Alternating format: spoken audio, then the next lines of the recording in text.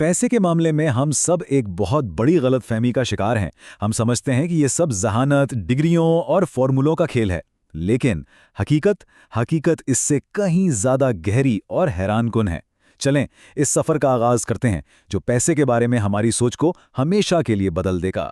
ज़रा इन दो कहानियों पर गौर करें। दो बिल्कुल मुख्तलिफ जिंदगियां। एक तरफ रोनाल्ड रीड, एक आम सा चौकीदार जिसने अपनी पूरी जिंदगी में कभी कोई बड़ी तनख्वाह नहीं देखी, लेकिन मरते वक्त $8 मिलियन की दौलत छोड़ गया।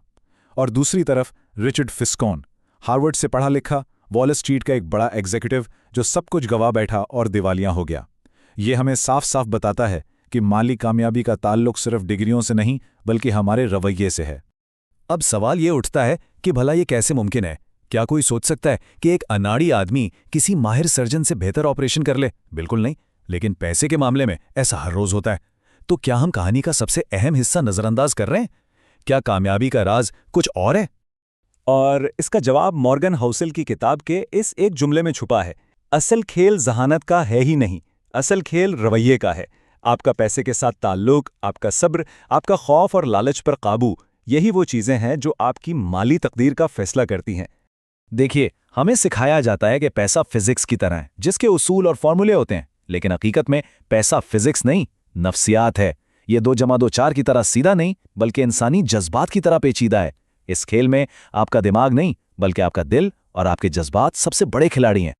तो आइए दौलत की नफ्सियात के इन 3 बुनियादी सुतूनों को समझते हैं, वो उसूल जो ये वाज़े करते हैं कि क्यों कुछ लोग कामयाब होते हैं जबकि ज़्यादातर लोग पीछे रह जाते हैं। पहला उसूल, और ये बहुत अहम है, गोल पोस्ट लॉक से बचना।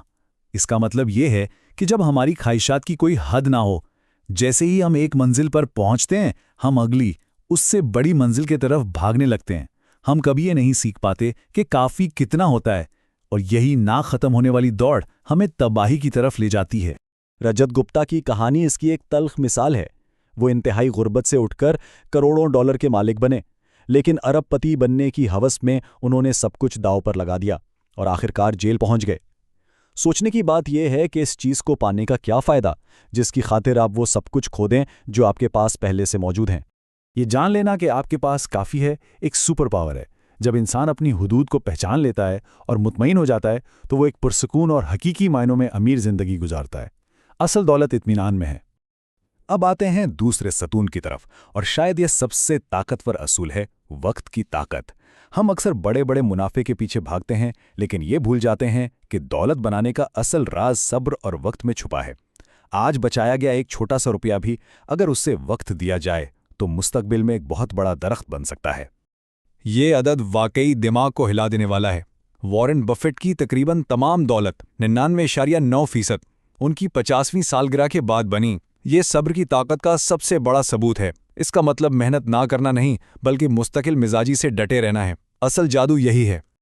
ये ग्राफ साफ दिखाता है कि कंपाउंडिंग का असर शुरू में बहुत मामूली लगता है, लेकिन वक्त के साथ साथ ये एक बर्फानी तोदे की तरफ बढ़ता चला जाता है। छोटी शुरुआत को कभी हकीर ना समझें। अगर आप मैदान में डटे रहे तो वक्त अपना काम खुद करेगा। तो सबक सीधा सा है, सरमायाकारी में जहानत अच्छी चीज़ है, लेकिन सब्र, अपने काम के नताइज का इंतज़ार करने का सब्र, उससे कहीं ज़्यादा अहम है। वक्त आपका सबसे बड़ा और कीमती असासा है। और अब तीसरा और आखिरी सुतून, जो हमें सिखाता है कि असल दौलत वो नहीं जो नज़र आती है, बल्कि वो है जो नज़र नहीं आती।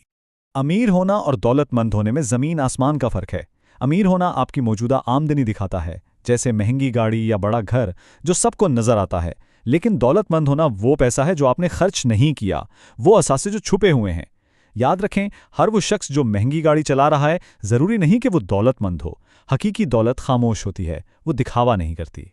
असल में बचत आपकी आमद और आपकी आमदनी के दरमियान का फ़र्क है। आज एक छोटी सी ख्वाहिश को कुर्बान करके आप अपने मुस्तकबिल के लिए ज़्यादा आज़ादी और बेहतर मौक़े खरीद रहे हैं।